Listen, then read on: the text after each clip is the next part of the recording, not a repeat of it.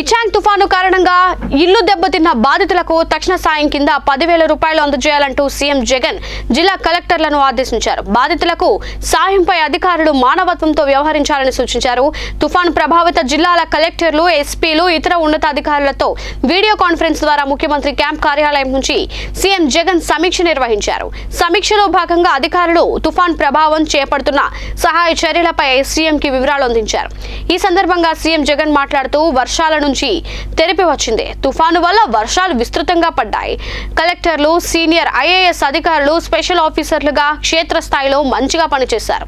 అధికారులంతా ఏ ప్రాంతాల్లో సాధారణ పరిస్థితులను రావడంపై దృష్టి పెట్టాలి. చిన్న చిన్న విషయాల మీద ధ్యాస మిస్ అవ్వకుండా చూసుకోవాలి.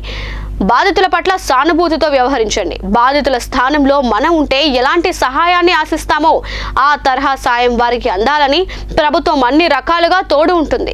వారిలో ఆత్మస్థైర్యాన్ని నిలబెట్టేలా ప్రభుత్వం చర్యలు తీసుకుంటుంది అని సీఎం స్పష్టం చేశారు. Senior IAS officer who's got past experiences, good collectors also sitting down with you and also monitoring the situation in your respective districts along with you. But nevertheless కొన్ని చిన్న చిన్న విషయాల మీద కొంచెము ధ్యాస అన్నది మాత్రము మిస్ కాకుండా చూసుకోండి. The most important aspect one should always remember is empathy. This is one thing that you people should never forget.